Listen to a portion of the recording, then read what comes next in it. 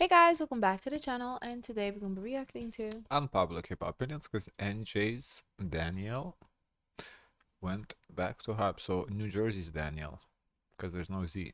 Okay. 1. The court has denied NewJeans' appeal and I'm living for the humiliation. Imagine dragging your entire company to court, thinking you're about to girl boss your way out of HYBE's chains only for the judge to straight up laugh in your faces and call it self-inflicted damage. Honey, that's the court saying you're your own biggest clown, brutal, savage and hilariously accurate. NewJeans girlies, how's that rebel arc working out? Because from here, it looks like you're trapped in Minheejin's Barbie dream dungeon until your contract's rot. HYBE's fake patronizing statement? We hope this decision serves as an opportunity for members to resume their activities. The level of pettiness? Chef's kiss, it's giving evil stepmother energy. Then there's Danielle, jumping straight back to brand deals like Omega mere seconds after the ruling dropped. Of course, Stan Twitter instantly started foaming at the mouth, screaming she's breaking the court order. She's back at HYBE. Calm down clowns, Danielle isn't betraying Minheejin anytime soon. She's so loyal it's disturbing, seriously. Unless Minheejin personally tells Danielle it's time to abandon ship, that girl would rather set herself on fire than defy her personal cult leader. And let's drag these bunnies real quick, they're so delusionally desperate for drama. They wanted that Omega deal to be unauthorized. Can you imagine being this stupid? Actively wishing penalties and legal chaos on the very idols you claim to stan, just so you can brag online about your fave's imaginary rebel moment? Pathetic doesn't even scratch the surface. Y'all are legit praying for your idols to violate court orders so you can tweet yes slay queens and feel edgy for 5 seconds. Embarrassing. The Omega deal was signed long before the failed lawsuits, approved by HYBE, delivered via a door, and now Danielle's like to get incur fines. I don't think anyone's looking for them to do that. So she's saying the Omega deal was approved long time ago. That would make a lot of sense. But how does she know this though? Contractually trapped into fulfilling obligations whether she likes it or not. You really think Omega is renewing Danielle's endorsement after this circus act? Dream on. Brands like Omega aren't here for idols caught up in messy public court dramas and failed power grabs orchestrated by industry vultures. And to anyone thinking Danielle or Hanny might pull a Kina-style switch up, stop fooling yourselves. Minheejin has those girls wrapped around her finger tighter than their contract clauses, and if they dared even think about leaving her manipulative grip, you best believe HYBE would broadcast the betrayal from Seoul to Mars just to humiliate Minheejin publicly. 2. Lara Raj getting reported to ICE is psychotic. This goes way beyond fandom drama. We're talking full-blown racist, xenophobic, life-ruining evil dressed up in a freaking one-he profile pic. Someone out there sat in front of their crusty keyboard, opened the U.S. immigration tip line, a federal law enforcement agency, and typed out a lie accusing a brown woman of being an illegal alien. And for what? Retweets? You really faked an ICE report on a U.S. citizen, born in Texas, raised in Dallas. They're gonna get penalized for that because you're not supposed to send false reports. Right, so first of all, we don't know if she actually did it or just, Yeah. screenshot of she's about to do it and she never pressed send. But I think you should get in trouble for that too. I mean, You're wasting resources. You could literally crash the No, website but- for that. I don't know. If she didn't press send, there's legally nothing wrong was done. If she did press send, yes, that is false reporting and that is punishable. Will anybody And I gonna would say that's prosecute it? even Probably no. encouraging others to false report That is too. yes, that is encouraging others. So if there is some sort of mass reporting of her, if the government would want to prosecute, which I doubt, I really doubt the government prosecute anybody for making false referrals, but if they were to do it, she would get it. But it's not Korea. We don't really prosecute people for internet activity like that. In Korea, she would definitely get prosecuted. And LA with full legal documentation, then had the audacity to tweet "see you in the city jail" like it was a punchline. How deeply mentally bankrupt do you have to be to pull this kind of malicious stunt in the middle of real-life ICE raids, where people, actual human beings, are being ripped from their homes, locked in cages and deported? ICE is literally aiming for 3,000 arrests a day under the Trump administration. Expanding raids into homes, restaurants and courthouses drew criticism for targeting minorities and even some U.S. citizens by mistake. This created a climate of fear for immigrant communities. This trash fan tried to exploit that climate by choosing this moment to falsely accuse Lara, which is insulting and takes advantage of what immigrants in the U.S. are suffering. Y'all have no empathy. Lara has been racially mocked during live streams, compared to offensive meme characters like Momo, and dehumanized by trolls who can't handle the fact that a brown girl dared to debut in their precious little whitewashed K-pop fantasy. And let's fact-check this lazy Illit fan excuse while we're at it. There's zero beef between Cat's Eye and Illit. That wasn't a fandom fight, that was a setup account made by someone so embarrassingly unwell they need a new hobby and a restraining order. That account has a whole history of hating on HYBE groups while pretending to support them, posting ED jokes, racist dog whistles, and fake political takes to stir up drama. ED jokes? Eating disorder. Oh. All fell for the bait like amateurs. This is the real face of Stan Twitter now. A septic tank where unhinged nobodies try to ruin lives under the guise of fandom drama, where ICE reports, doxing, swatting and harassment are the new retweet bait. And the worst part? People keep minimizing it, keep pretending it's just kids being kids when it's literal abuse with real-life consequences. 3. Is BTS coming back in March next year? Reports are flying around, but the whole HYBE source says BTS comeback is planned. Headline feels like fanbait dressed up as journalism. Like, why are we trusting a vague HYBE source instead of hearing it straight from Big Hit or I don't know? Literally anyone in BTS? It's giving desperation. Most of them just got out of the military. Yoongi's still technically enlisted. Namjoon literally said he hasn't written a thing in a year, and we're supposed to believe they suddenly locked in a full comeback plan? Please. K-Media's credibility is already hanging by a thread after the mess they pulled last year, but it could still be true though. Speaking of comebacks, Blackpink were also So BTS. I mean, March of next year makes sense. It's almost a year ago. I don't think that's impossible. Like, why not? I mean, they can drop like a mini album, 6 tracks, 5 tracks by then. I don't see why not. Now, will they? I don't know. Again, yeah, it's rumors, but it doesn't seem like a random, ridiculous. Like if they said, "Oh, BTS is coming back in October."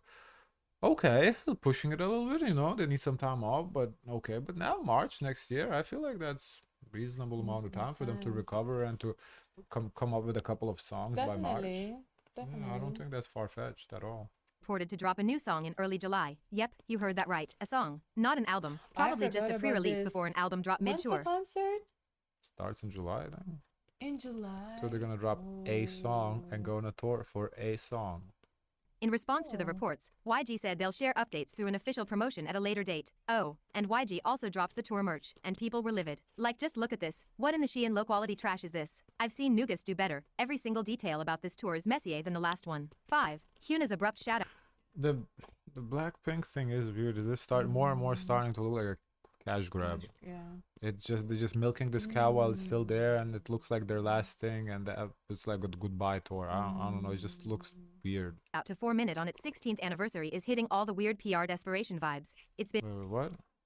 is this. I've seen NewJeans do better. Every single detail about this tour is messier than the last one. 5. Hyuna's abrupt shout-out to 4 Minute on its 16th anniversary is hitting all the weird PR desperation vibes. It's been 9 years since she's even publicly mentioned the group, and now bam, sentimental pics and heartfelt captions out of nowhere? It reeks of image rehab post-controversial marriage. Fans are all over it, calling it desperate, flopping so bad she got Oh, Hyuna. I thought it was Hwasa for a second. I misread it. I was like, what? acknowledge the group. I don't. What's wrong with that? I don't think so. I think she stands by her man. She got married. I don't think she really cares. And slamming her for mining nostalgia just to stay relevant. She might look pretty and precious in her pics, but the internet isn't buying the sincerity. They're calling it a PR play, and harsh comments are blowing up faster than her throwback likes. 6. HYBE opened auditions for their upcoming girl group, targeting ages 15 to 20, so expect something Cat's-Eye-like. The first round is Japan exclusive, likely to ensure native Japanese members, since Cat's-Eye promoted in Japan but had none. We might even see some Dream Academy Japanese trainees return. Most were super young anyway. The casting age is 15, but debuts probably in 3 years, so they'd be at least 18 by then. Not ideal, but slightly better. HYBE's expansion is getting out of hand. This group's just one of many, with a new global boy group, localized acts like the Latin American boy band, a J-pop group, big hits upcoming boy group and more on the way. 7. Companies. So why does she say, oh, it's getting out of hand? I don't feel like it's getting out of hand. I think they're doing a great job. They're seeing Cat's Eye success, and guys, we reacted to Gabriella today. It was I think that's gonna be a successful song. So I think HYBE is firing all the right cylinders. They're trying to move away from the Korean market, which is like, why would you want to stay in the Korean market? One country versus the whole world. Make that make sense. Why would you do that? Once you have the formula, I don't know. Make deals with Saesiangs all the time. Everybody's foaming at the mouth over the boys' Ju Haknyeon's headlines, or Sunwoo's dating pics, or the avalanche of smoking partying nightlife scandals the group have been drowning in lately. But nobody wants to ask why it all started unraveling the second they left IST Entertainment. It's not a coincidence, it's a cleanup gone wrong. Let's just call it what it is. Their ex-company IST had arrangements. These companies don't just tolerate Saesiangs, they weaponize them. Behind all the we condemn invasion of privacy PR statements, agencies are out here making backdoor deals with fan site masters, stalkers, and insider gossip pages. As I said, guys, in the Sasang video, if you really wanted to get rid of it, it's easy to do so. I can get hired and do it. They clearly don't want to do it.